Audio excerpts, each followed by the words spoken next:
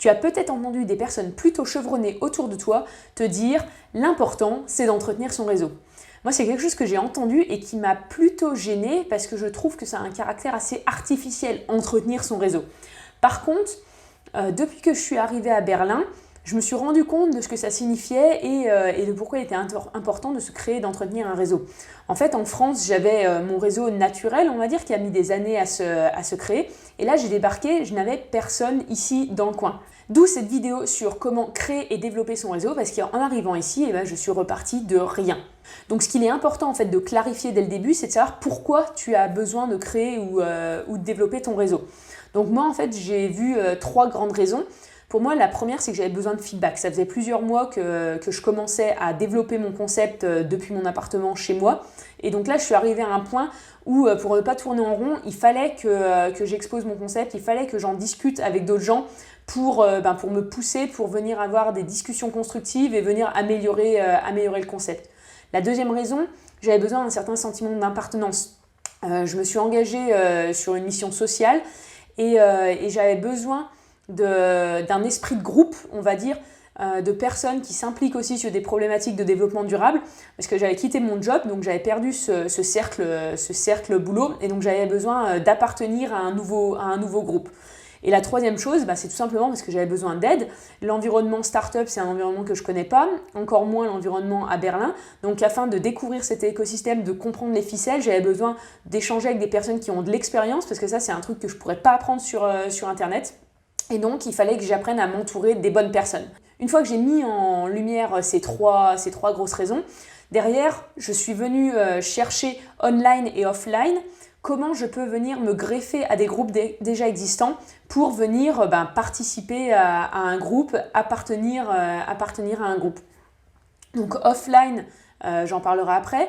Par contre, online, déjà, en fait, j'ai commencé par regarder sur Facebook les différents groupes sur Berlin avec lesquels j'avais des affinités ou potentiellement des centres d'intérêt communs.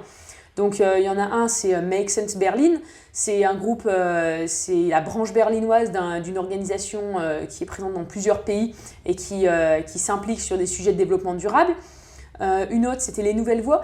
C'est un groupe d'indépendantes, donc de personnes qui travaillent à leur compte sur Berlin et qui sont françaises. C'est le point commun, c'est vraiment que chacun s'est mis à son compte à créer sa structure. Par contre, c'est sur des horizons totalement différents, donc c'est super intéressant en termes d'échange.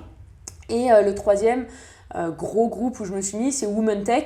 Donc là, c'est un groupe en anglais sur Facebook de toutes les berlineuses qui sont plutôt intéressées ou alors qui travaillent dans le domaine de la tech. Et en fait, je me suis rendu compte que souvent, les communautés en ligne, elles fonctionnaient quand elles avaient aussi des moments physiques, des moments de rencontres physiques. Et donc, j'ai vu qu'il y avait pas mal de rendez-vous meet-up, de conférences, d'ateliers d'organiser. Et j'ai commencé à participer à ce genre d'ateliers pour rentrer et me greffer dans ces réseaux existants déjà.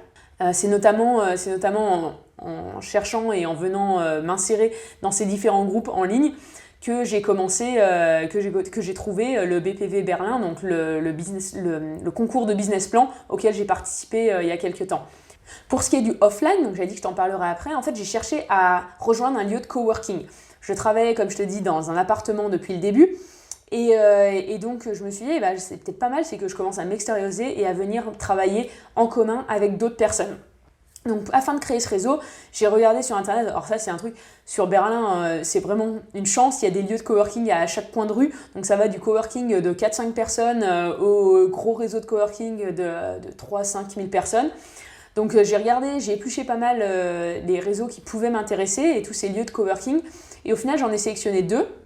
Donc il y en a un, c'est la Factory Berlin, un gros espace de coworking, enfin c'est même 2 espaces, il y a 2 localisations sur Berlin. C'est quelque chose où il y a environ 3000 membres, enfin vraiment, vraiment grosse ampleur, très design, assez stylé à l'intérieur, c'est des espaces de travail vraiment sympa. Et le deuxième que j'avais mis sur ma liste, c'était le Impact Hub.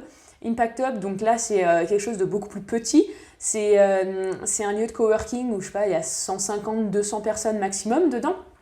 Et donc ambiance beaucoup plus familiale et qui est spécialisée et qui accueille spécialement toutes les entreprises les entreprises ou les associations qui s'impliquent sur des domaines du développement durable. Donc moi, mon choix à la fin, après avoir vu les deux, mon choix s'est porté pour l'instant sur Impact Hub, parce que j'avais pas le budget pour faire partie de ces deux groupes de coworking. Donc pour l'instant, j'ai pris un forfait Impact Hub, donc juste un jour par semaine, ça me coûte à peu près 100 € par mois et c'est ce que je peux mettre, parce que c'est en plus de mon loyer. Jusqu'à présent, je bossais dans mon appart, donc j'avais que mon loyer à payer.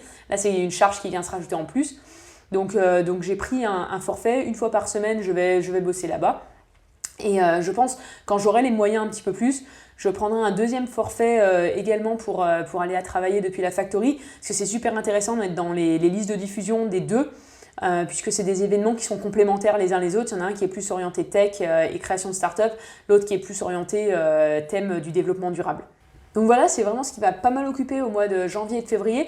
Alors là, je t'en parle en une fois comme ça. Par contre, bien sûr, c'est pas un one-shot. C'est quelque chose qui s'inscrit dans la durée, parce que c'est créer son réseau, c'est ok de trouver certains groupes. Par contre, derrière, après, c'est venir l'entretenir, venir le développer. Donc c'est venir régulièrement aller à des événements. Par exemple, ce soir, là, je vais à un événement sur apprendre à coder en JavaScript organisé par Le Wagon sur Berlin. Donc c'est vraiment quelque chose qui s'inscrit dans la durée et je comprends enfin le mot entretenir son réseau, parce qu'en fait c'est tout simplement continuer d'apprendre, continuer d'aller au contact des gens, et chaque personne est super riche et on apprend à chaque fois des choses différentes.